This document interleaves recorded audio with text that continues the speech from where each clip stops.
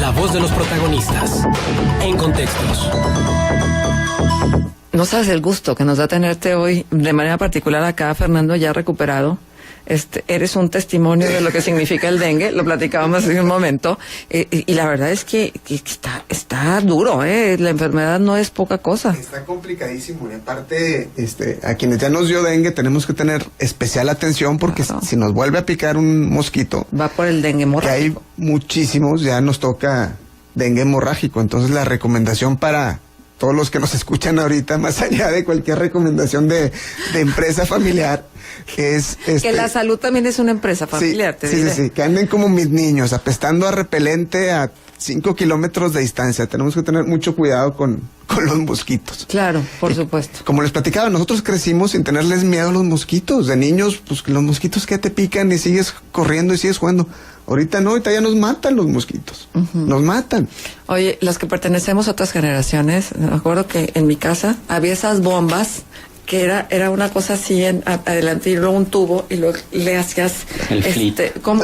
Sí, te acuerdas. Sí, y entonces, bueno, era a las 7 de la tarde toda la casa olía a insecticida, espantoso, pero pues nunca habíamos. No, o la típica bolsa de plástico con agua que te encuentras para espantar a las moscas, ¿no? Bueno. Esas eran nuestros remedios. Oye, Fernando, qué bueno que ya estás restablecido. De verdad que no le deseamos a nadie que se enferme de dengue, porque pues sí te baja, ¿no? Te tumba. Horrible. Eres un trapo. Eres un trapo en ese momento, pero ya estamos aquí. ¡Qué bueno! Y aparte traes un tema que me parece que es extraordinario, ¿sí? Esto de los bienes mancomunados o bienes separados. Sí. Es un tema importante, porque pues el matrimonio es, junto con el nacimiento de los hijos, de los días más importantes de la vida. Al casarte eliges una pareja con la que esperas vivir el resto de tu vida y consolidar un patrimonio y trabajar en un proyecto en común. Pero lamentablemente las estadísticas nos indican que en los últimos 15 años la tasa de divorcio ha aumentado en un prácticamente 140% de divorcios. Y entonces esto nos lleva a pensar y a trabajar de manera fría en que al final del día el contrato es, el matrimonio es, más allá de cualquier otra cosa, es un contrato. Y entonces, pues debemos de atenderlo como tal, de una manera fría, y entendiendo que pues, las cosas, por más que entremos con mucha ilusión y con muchas ganas a un matrimonio, pueden haber muchas cosas que al final del día nos puedan terminar afectando. Hay una frase que al parecer es dominicana, por lo que estuve buscando, que dice que el amor no quite conocimiento. Y eso es importante para atender al momento de casarse, bajo qué régimen conyugal vas a contraer matrimonio. Existen, según la ley, 2 tipos de regímenes por los que puedes optar al momento de casarse, que todos conocemos, que todos hemos escuchado alguna vez, pero que a lo mejor no alcanzamos a dimensionar cuáles son las obligaciones y los derechos que esto te va causando, ¿no? El primero es el matrimonio por bienes separados. Esto quiere decir que cuando te casas, tanto tus deudas como tus activos son tuyos, y también los activos y deudas que generes durante el matrimonio. O sea, si yo estoy casado por bienes separados, compro una casa, compro una oficina, compro un inmueble, esos bienes, digamos que a razón de este régimen, son míos. Pero ojo, aquí tenemos que hablar también de la nueva ley de la familia, que fue promulgada hace un par de años, y en donde hay un artículo en particular, el artículo 239, que señala y que le da la potestad al juez de definir si alguno de los cónyuges se dedicaron preponderantemente al matrimonio, aunque la ley no indica si hombre o mujer, pero pues obviamente va atendiendo en mayor medida a la protección de las mujeres. El juez puede optar por darle una compensación de hasta el 50% de los activos que se generaron en el matrimonio. Entonces, hay empresarios que están un poco preocupados por el tema, y pues a lo mejor con razón, ¿no? O a lo mejor no. Bueno, o sea, Ya me viste feo, Marcia. no, es lo que pasa, es que sí es el trabajo de casa. No, voy definitivamente, pero el 50% puede sonar un poco alto. Digo, hubo mucha polémica en ese sentido. Yo como mujer te diría que es justo. Sí. Y yo como hombre te digo que también, pero a lo mejor los empresarios pensando en los hijos, en los yernos, en todo esto, ¿no? El otro... ¿Pero ese 50% implicaría también al resto de la familia o sería únicamente de la mujer? De la mujer. Nada más. Nada más. Aparte tendría que ser lo de los hijos. Aparte la pensión alimenticia, claro. Es independiente. El otro régimen es el de bienes mancomunados. Este régimen establece que todo activo o deuda son responsabilidad y propiedad de ambas partes por igual. O sea, en el régimen de mancomunado todo se mete a la misma bolsa, se tiene que firmar un contrato de capitulaciones matrimoniales en donde se establece qué se aporta, cómo se va a pagar, cómo se va a administrar el dinero. Pero esto no es a partir del matrimonio, es decir, que las propiedades que hubieran tenido ambos cónyuges antes del matrimonio siguen siendo propiedad de cada uno. Y los bienes o el patrimonio que se construye a raíz del matrimonio. Exactamente. Sí, correcto. Así es. Sí, es lo que se construye después del matrimonio, no antes. Entonces, cuando hablamos nosotros de todos estos temas, pensamos y nos imaginamos que el patrimonio es de entrada, pues bienes inmuebles y dinero en cuentas bancarias o dinero corriente. Y dejamos un poquito a un lado la importancia que tienen las acciones de tu empresa, las partes sociales de tu empresa, los certificados de aportación de tus empresas. Porque estos derechos, estos títulos, además de una protección patrimonial, te dan derechos corporativos de voto. Y entonces yo quisiera que bajo este esquema nos pusiéramos a pensar en una empresa X. Por ejemplo, yo aquí tengo un pequeño caso que preparé. Me voy a tomar un minuto para leerlo y para definir las cuestiones que aquí trabajamos, ¿no? Este es un caso que dice: desde que Georgina, la hija mayor, se iba a casar, el ingeniero Javier Silva se mostraba preocupado. No desconfío de Rafael. Es un buen muchacho, pero ya sabes, no sabe, Georgina tiene el 40% del capital accionario de la empresa. El ingeniero estaba preocupado por la necesidad de reestructurar el capital, pero también estaba preocupado por saber si su yerno iba a tomar mal la reestructuración de capital justo antes de que se fueran a casar.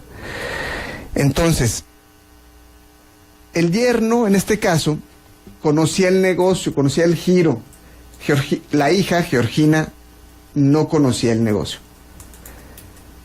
Y solamente firmaba los contratos y las asambleas que le pasaba a su papá, que era quien realmente operaba el negocio en compañía de su otro hijo. ¿Sí? Entonces, ¿qué pasa aquí? Que tenemos que atender a que cuando la hija se case, el esposo va a influir en las decisiones. No sabemos si ahora el esposo le va a permitir a su mujer firmar los contratos y las asambleas que le pasen de la empresa, como se firmaba anteriormente, y va a detener esto el trámite normal de la empresa, o no sabemos si va a pedir el esposo que se cobren los dividendos, a pesar de que la empresa maneja un esquema de reinversión de los dividendos. O sea, ¿cuál va a ser la operación ahora de la empresa cuando la hija se case? Y si el yerno va a poder influir, va a poder solicitar un asiento en el consejo de administración, va a poder pedir dividendos. ¿Cómo puede afectar todos estos factores a la empresa? Obviamente son temas que se tienen que atender no en el momento del matrimonio. En el momento del matrimonio vas a optar por bienes mancomunados o bienes separados. Pero todas estas cuestiones que atienden a la empresa se tienen que definir antes del momento del matrimonio. Tiene que haber una comunicación entre los padres y los hijos, justamente para lo que estábamos diciendo ahorita, porque hay un patrimonio que le costó a una familia nuclear. Y entonces, si el día de mañana los hijos se casan, entran forzosamente las siguientes la familia política y puede influir de manera negativa o positiva en el desarrollo de la empresa. No siempre es malo, pero sí tenemos que tener una estructura que nos permita saber de qué manera vamos a permitir que la familia política empiece a tomar decisiones dentro de la empresa o empiece a afectar la operatividad de la misma. Híjole, eso es bien delicado, sobre todo cuando hay una muerte prematura, donde no se dejaron estipuladas ciertas directrices de la empresa, y donde casi en automático es una empresa familiar donde participa una familia entera de hermanos y hijos y tal. Entonces en automático la familia directa de un hermano que aparentemente había sido cabeza de negocio, pues asume que es su patrimonio, ¿no? Claro. Entonces es bien complicado si no se dejan las cosas perfectamente establecidas. Y es que hay cuestiones tan básicas que no dejamos establecidas, como las cuentas bancarias. Claro. O sea, cuando hay una muerte así imprevista, muchas veces la familia no sabe ni siquiera cómo accesar a las cuentas bancarias de la persona, o cómo tomar decisiones en la empresa, o cómo utilizar los seguros de hombres claves. Exactamente. Hace falta mucha información, hace falta mucha comunicación en el seno de la empresa familiar, para que todos estos temas, al momento de que se susciten, no sean un problema, sino que hayan estado ya platicados desde mucho tiempo antes, ¿no? Lo que pasa es que cuando el dinero se traslapa con la emoción, el cariño, el sentimiento, es una mala combinación, porque los que pertenecemos a otra generación, casi siempre decías, ¿cómo me voy a casar por bienes separados si tú y yo hasta el fin del mundo? Sí, claro. ¿Y cómo va a ser posible que no es en las buenas y en las malas como te dan la bendición en la iglesia? Que no es lo tuyo es mío y lo mío es tuyo. No, ahora es lo tuyo es tuyo y lo mío y lo tuyo es mío. Sí. Oh. Sí, es que es un tema complicado, exactamente, porque se involucran muchos factores, incluso la vergüenza. O sea, muchas de las veces las personas asumen un régimen de bienes mancomunados por lo que dices tú, por no decir que hay un cierto tipo de desconfianza. O las empresas en donde los hijos tienen acciones, pues también es un riesgo importante para la gobernabilidad de la empresa, para las decisiones que se vayan a tomar y para las políticas que se tienen. Es decir, si entra un pariente político, un marido o una esposa, a influir en las decisiones de un accionista, puede cambiar totalmente la dinámica de la empresa. A lo mejor la empresa tiene una política de reinversión de dividendos, en donde todo lo que se genera en el año, después de pagar los gastos de la familia, se reinvierte para buscar crecer. ¿Qué pasa en el caso de que un nuevo integrante de la familia diga, a ver, no, nosotros votamos porque nos den el dinero, porque son nuestros dividendos y porque tenemos el derecho? Entonces esto ya empieza a afectar la dinámica de las empresas y empieza a afectar los crecimientos y los planes de negocios, y son cuestiones que se tienen que atender y que se tienen que platicar, porque al final del día lo que influye es la educación empresarial que le vamos dando a nuestros hijos, y lo que influye es la manera en la cual los podemos ir preparando para una toma de decisiones cada vez más corporativas, cada vez más de grupo familiar empresarial, para que de esta manera se puedan aprovechar todos los beneficios y toda la estructura que ya tiene la empresa en seguir creciendo como familia empresaria. Y entonces llega una persona que no está en esta misma sintonía y en esta misma educación, y no creció con los valores de la empresa familiar, y entonces puede influir de manera directa en quien puede tener un derecho legal de la toma de decisiones, como en este caso un accionista, y el vuelco que se le puede dar a la empresa es muy importante y es muy fuerte. Uh-huh.